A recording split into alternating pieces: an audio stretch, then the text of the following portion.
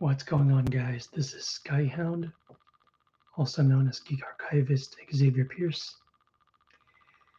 So, I bet most of you guys have probably already watched that short animation short regarding the Firefly unit, or the one regarding Lemma, as well as the background regarding Firefly herself.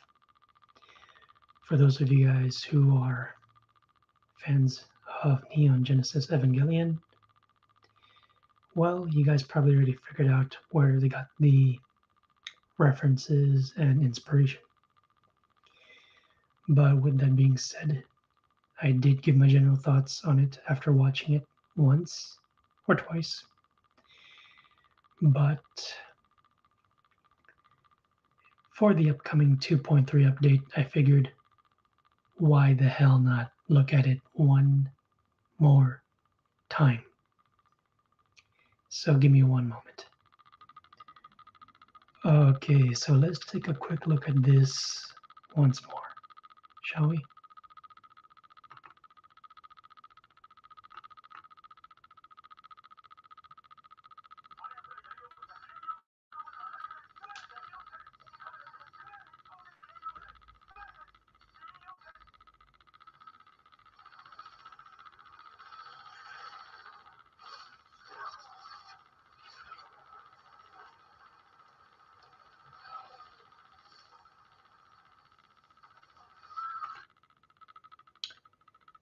So I apologize if I pause it for a little bit.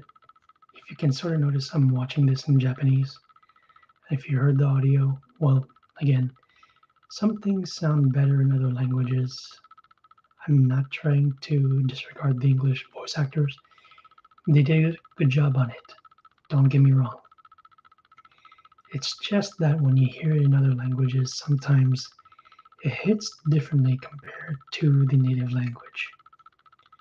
Some of them do good on certain characters, others not so much.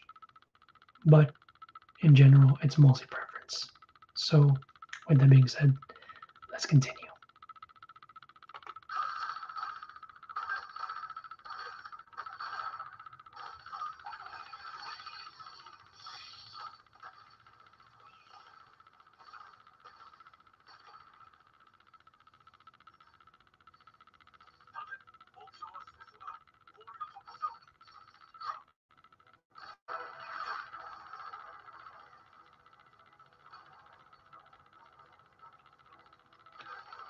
Yeah, the animators did a really good job on this short.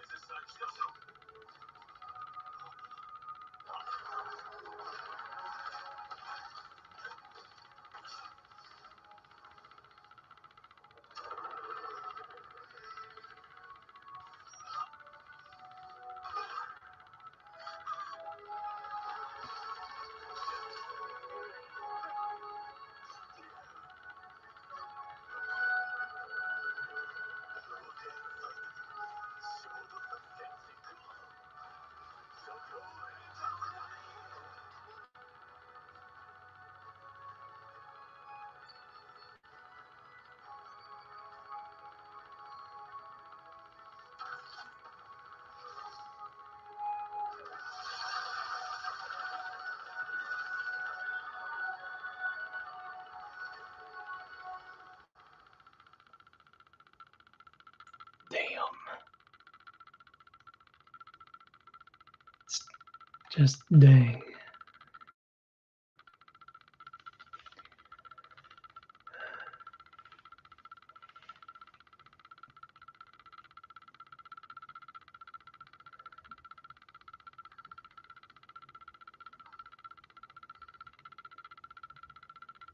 I mean, when they said scorched earth, they were not joking about this. I mean, look at the damage.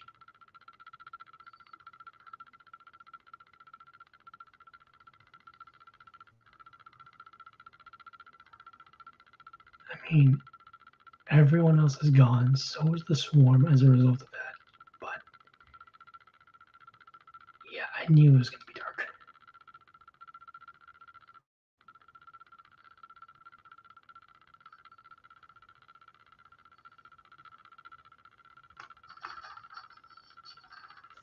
That familiar face.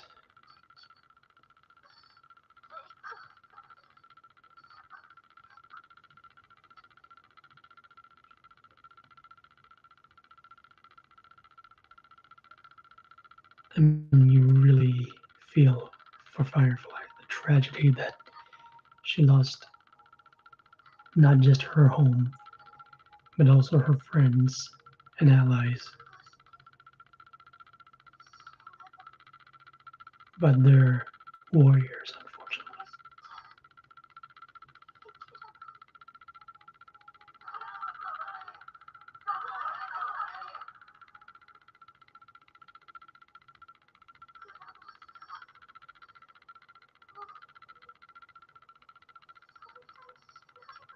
That look that she gives is just haunting. I'll get to this quote in a bit.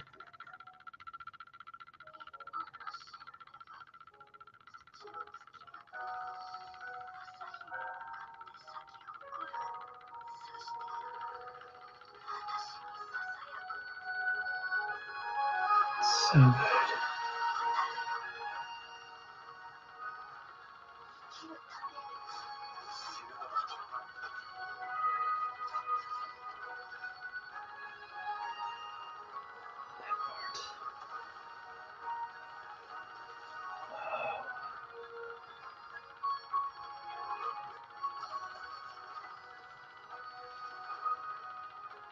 And then she just freaking obliterated it.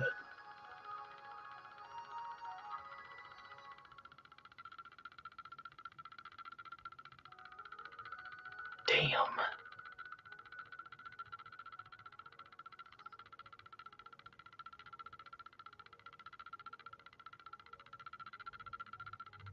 Kafka.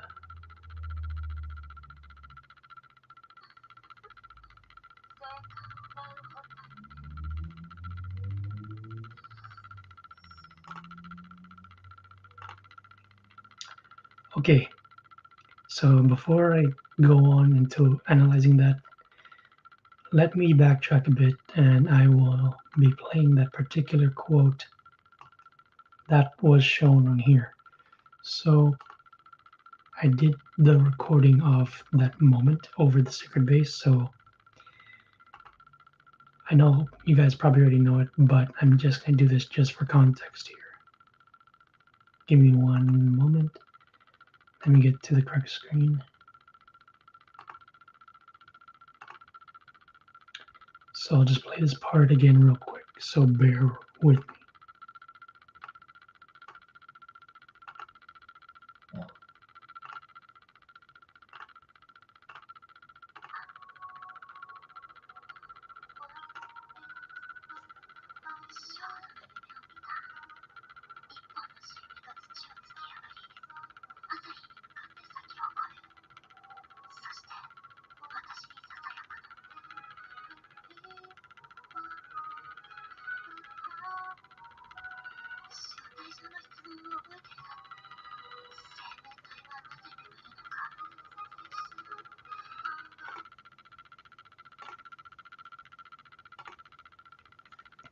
Okay, so that small bit that I just showed from that little recording, it does echo back to what we saw in the animation. And the thing was, what's clear with Firefly is she's trying to understand what life is. The fact that she is a warrior and also a fighter and a weapon, having to fight I'll put it this way. Her backstory is so tragic that it reminds me of, as some people pointed out, yes, Evangelion does kind of go into that aspect of the morals of having young kids be fighters, experiencing war, experimenting on them, the morals or, debate on it. Should kids be used as weapons? Unfortunately, adults do that. I mean, it doesn't just show with, Japanese animation. You see this also with Halo. For those of you guys who are Halo fans, you know where I'm getting at with this. And it's not just with that video game as well. Even in reality, kids were also, you know, you know, pushed to become soldiers. You want historical context? I'm going to go back to the ancient times, the Spartans. If you want a modern reference to that, 300, which is also in reference to, Thermopylae and all of that. Kids, in this case boys, were trained like that. So this um, this scenario about kids becoming warriors at a very young age, technically, from a historical standpoint and realistically, it's not exactly new, but it is tragic because, they're forced to grow up and also having to learn to defend themselves from foreign enemies. But men and boys in general were usually brought up to be like this. That is also based on biology as well. Guys were sometimes built that way to have to deal with certain things. But in this case, you can argue that, kids having their innocence like literally shattered, the childlike part of them having to be forged into a weapon and to fight for their country or kingdom in this case, and learning the harshness of life. It's rough.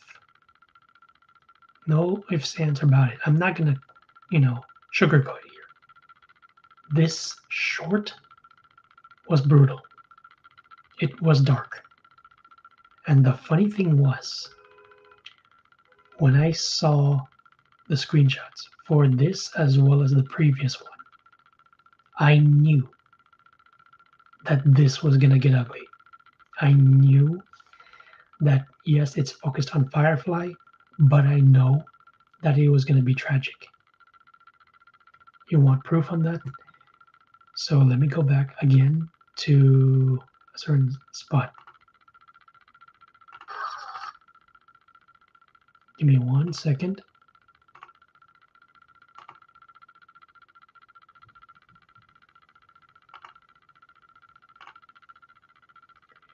Okay, so most of you guys probably remember this.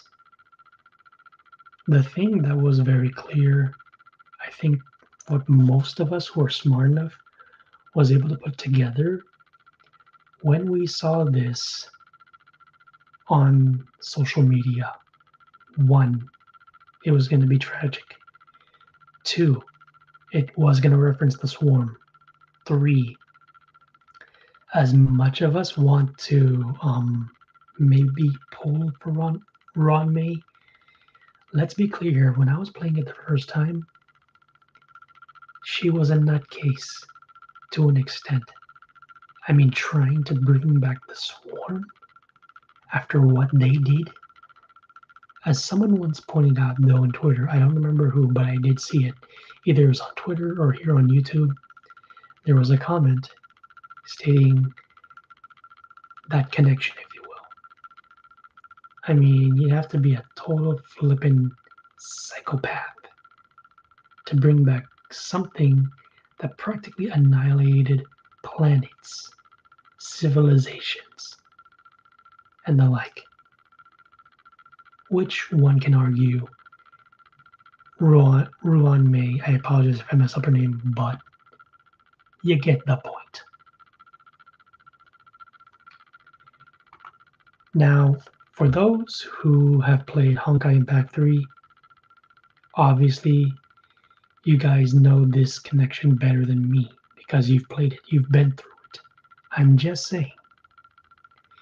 But with regards to the Hoyoverse games, one cannot deny that there is some sort of a connection with the games. Take, for example, what happened with Penacony. I mentioned once, there is a parallel to the scenario that was presented from Genshin Impact. If you remember the Sumeru animation for when Nahida was being released, when I went through that for the first time, I was like, I'm either getting Matrix vibes or something of that sort because of the whole being trapped inside an illusion and whether or not you're going to wake up or if you're going to be stuck in it. That struck a chord with me mentally because this has been presented in films already. Books, it might have been, depends on who you ask. Then we get to Honkai Star Rail and Penacony, and I sense deja vu all over again. And I know I'm not the only one who spotted this. Those of us who are really smart in reading literature, making connections, and, asking questions. Stuff like this, like myself and other trailblazers likely have. There's no denying that, yes, there's parallels, but it brings up the obvious question. Can you tell a similar story but have a slightly different twist / nuance to it? In other words, can you have the same scenario but with different characters going through this scenario, but the approach, the pathways, and the results arguably be different? Technically, yes. Now, to have it not be redundant, that's the challenge. The thing is, when I was going through the art style of Penacony, when I was listening to how they did the music and all of that, I remember when I was going through the concert that they did last month, and it was a great concert, by the way. I pointed out that the style of Penacony, as well as Robin, it definitely brought the whole roaring 20s. And I know I mentioned it numerous times, even on Hoyolab, when I made a few posts about, the style and all that. Maybe I'm the only one, maybe I'm not, but I'm going to stress it again. 1920s is referred to as the Roaring Twenties. And The Great Gatsby, again, that style kind of echoes that. And the way how they pull references from that time period as well with regards to, say, for example, the music.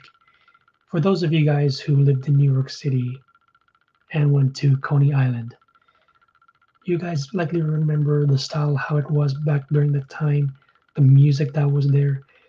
One could say, excuse me, that it was inspired from that. And it definitely shows for those of us who are, into playing games from an intellectual standpoint, besides, the fun aspect of it.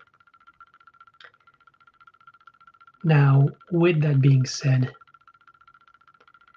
I'm going to go straight to the upcoming update real quick, at least a certain section of it. So bear with me for one moment. So this one is mainly the English version of it, since I did the other animation that was in Japanese. But I decided to get to this particular point. As you can see, Firefly's in her mech suit. So there's something here that I think most people who played Honkai Impact 3 likely pointed out. Correct me if I'm wrong in the comments if I got this part wrong, but some could say that this parallel is somewhat obvious.